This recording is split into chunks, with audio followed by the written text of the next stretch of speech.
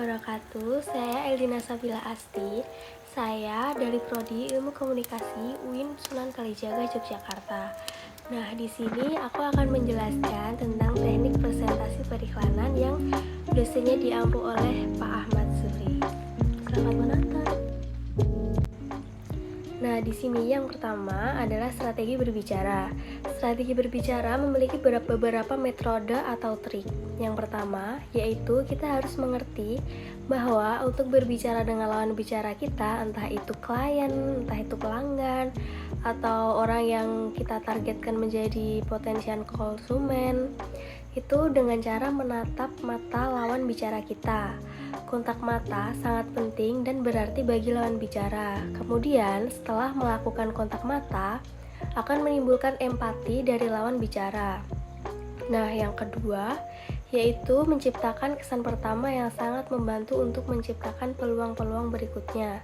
Kesan pertama itu adalah kunci dari sebuah keberhasilan negosiasi atau presentasi untuk membangun peluang-peluang berikutnya.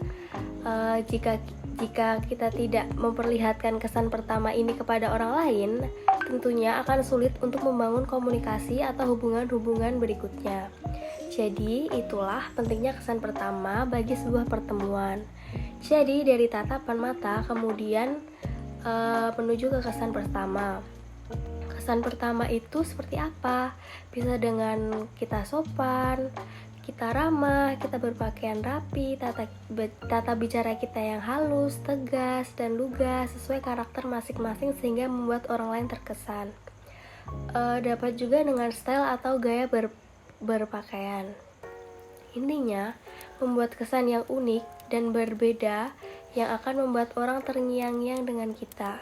Selain itu, juga bisa dilihat dari segi bicara. Kata-kata yang kita ucapkan juga harus logis dan cerdas. Logikanya yang dibangun harus sesuai dan logis. Ucapan adalah sarana penting untuk menilai orang dari keseluruhan. Orang akan menilai orang melalui cara bicaranya. Seperti apa bicara yang cerdas, yaitu argumen yang kuat atas argumen yang diucapkan. Terus, hindari lompatan logika yang melebih-lebihkan atau hiperbola dalam berbicara. Yang selanjutnya yaitu konsisten dalam berbicara dan bersikap. Menggunakan kata-kata yang sederhana, yang mudah dipahami dan dimengerti, sehingga orang akan mudah mengerti dan boleh menghindari kata-kata yang asing atau yang sulit dipahami oleh lawan bicara. Dan juga kalian harus tetap tenang atau jangan grogi atau minder. Terus gimana sih caranya agar tetap tenang? Yaitu sering berinteraksi sosial, atur nafas, perasaan, dan ubah mindset, dan kita harus juga sering latihan. Nah, selanjutnya ada storytelling. Storytelling itu adalah sebuah teknik atau kemampuan untuk menceritakan sebuah kisah, pengaturan adegan, event, dan juga dialog.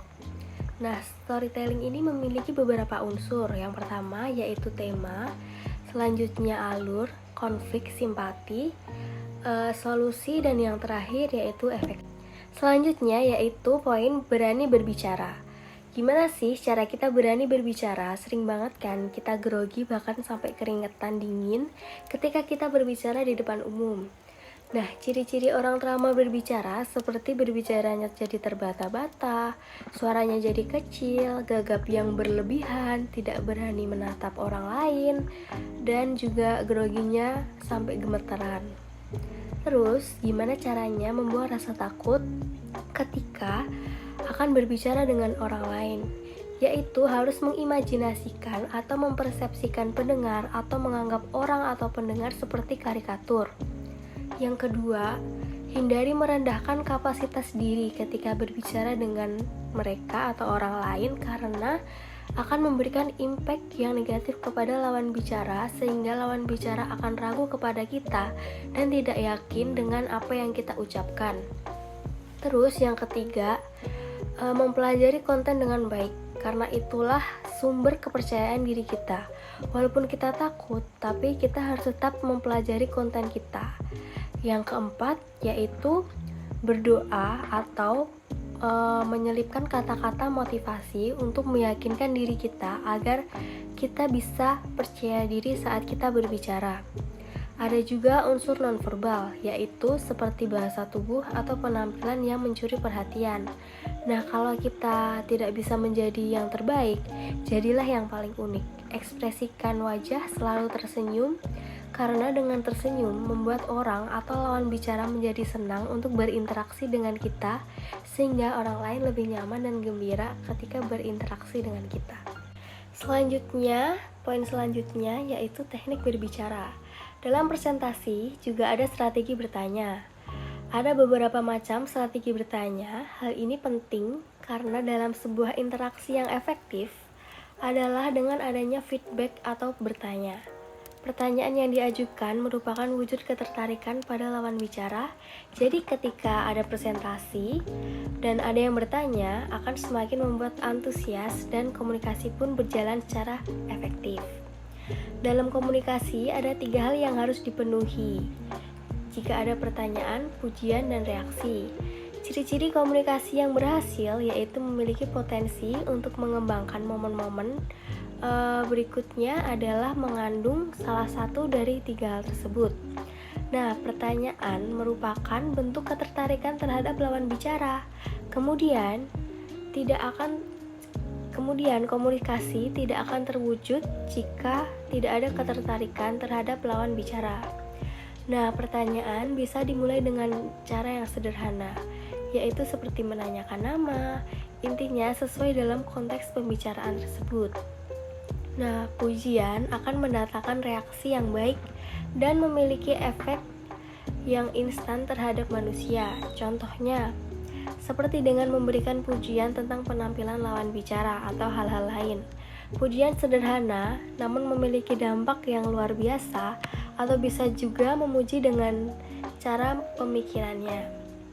Memuji sesuai dengan konteksnya yang tepat berbeda dengan menjilat. Cara penyampaiannya juga harus diperhatikan sehingga tidak menimbulkan perselisihan. Kemudian, reaksi yang antusias namun tidak berlebihan. Untuk menjadi pembicara yang hebat, harus menjadi pendengar yang hebat. Untuk membangun komunikasi yang antusias dan berkelanjutan, perlu menggunakan strategi, karena banyak di antara kita tidak bisa mengembangkan pembicaraan. Strateginya bisa menggunakan rumus 1, 2, 3, yaitu sekali berbicara, 2 kali mendengarkan, dan 3 kali memberi umpan baik. Inilah yang dibutuhkan seseorang dalam mengalami hambatan komunikasi. Poin selanjutnya yaitu menghidupkan pesan dalam presentasi periklanan. Bagaimana sih menghidupkan pesan dalam presentasi agar memiliki dampak atau value tersendiri untuk para pendengar? Nah, di sini ada 4 strategi menghidupkan pesan. Yang pertama, tentukan tujuan pesan spesifik yang ingin disampaikan sehingga hasilnya tepat dan berhasil. Kemudian, ketahuilah ABC. Hal ini wajib diterapkan dalam praktek komunikasi apapun. Selanjutnya, audience based communication. Jadi, pahami kebutuhan perilaku individu yang menjadi pendengar, jadi kita dapat menyesuaikan dengan lawan bicara sehingga pendekatannya pun bisa berbeda-beda. Selanjutnya, yaitu lihat-lihat tempat atau keadaan. Jadi, kita bisa menempatkan diri sebagai mereka, lebih mudah diterima oleh pendengar. Kemudian, batasi pesan, jangan terlalu melantur kemana-mana, dan jangan terlalu banyak basa-basi sehingga tidak tahu arah pesan kemana. Jadi kita harus menjaga pesan itu tetap lurus dan ciptakan struktur. Jadi kita bisa tentukan dengan jelas sehingga pembicaraan atau informasi yang disampaikan menjadi terstruktur dan tujuan pesan dapat tersampaikan dengan baik. Nah, untuk poin selanjutnya yaitu strategi menghidupkan pesan. Terkadang kita sering banget nggak siap untuk presentasi seperti kurang percaya diri sehingga presentasi kita jadi berantakan. Nah, strateginya yaitu menentukan tujuan. Nah, tujuan yang dimaksud juga tidak boleh terlalu besar sehingga terlalu banyak menyampaikan pesan yang membuat audiens menjadi bingung. Kemudian ada strategi ABC. Nah, strategi ABC ini dapat membangun kepercayaan diri kita.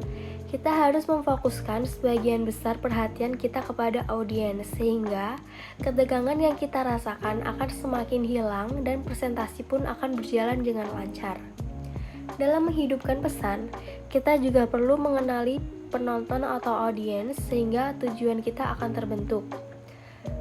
Membatasi pesan itu juga perlu loh, agar pesan tidak berkembang ke hal-hal yang di luar konteks pembahasan.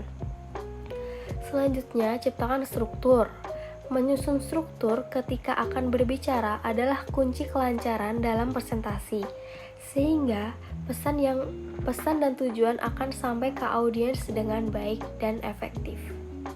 Nah teman-teman, kali ini saya akan mempresentasikan produk UMKM yang berasal dari Yogyakarta. Ada yang bisa tebak kan nih produk apa ya kira-kira? Nah bener banget, di sini saya akan mempresentasikan produk Kondok yang mempunyai akun Instagram yaitu kondoks_YK. Nah, kondoks_YK ini merupakan usaha mikro yang dikelola oleh perseorangan. Usaha mikro ini berlokasi di daerah istimewa Yogyakarta yang tempatnya ada di depan Fakultas Farmasi Universitas Gadjah Mada. Kondok ini berfokus pada industri pangan dan produk yang mereka hasilkan adalah kondok yang mempunyai beberapa varian, yaitu kondok original, kondok black pepper, kondok cheese, konbal, dan lain-lain. Mungkin teman-teman ada yang asing nih, apa sih kondok itu? Jadi kondok itu adalah perpaduan antara keju mozzarella, keju cheddar, sosis, kentang frozen, dan lain-lain sesuai variannya. Kondok ini disajikan berbarengan dengan saus pedas manis dan juga dicampur dengan mayonaise. Tuh, enak banget kan kira-kira? Nah, kondok ini ukurannya juga bisa dibilang sangat besar sehingga bisa mengenyangkan perut para teman-teman. Kondok ini menjadi pilihan anak muda zaman sekarang untuk membeli jajanan atau makanan selingan. Karena rasa kondok ini bisa dibilang sangat enak dan membuat lidah jadi ketagihan. Jadi teman-teman tunggu apa lagi? Yuk langsung beli di kondoks_YK sebelum kehabisan, karena antrinya setiap hari antrinya bener-bener sampai panjang kayak kereta api. Yuk ditunggu kedatangannya di kondoks_YK di depan Fakultas Farmasi Universitas Gadjah Mada Yogyakarta. Nah, berikut adalah presentasi atau penjelasan dari saya untuk memenuhi tugas UAS teknik presentasi periklanan yang diampu oleh Bapak Ahmad Kenzuri. Terima kasih.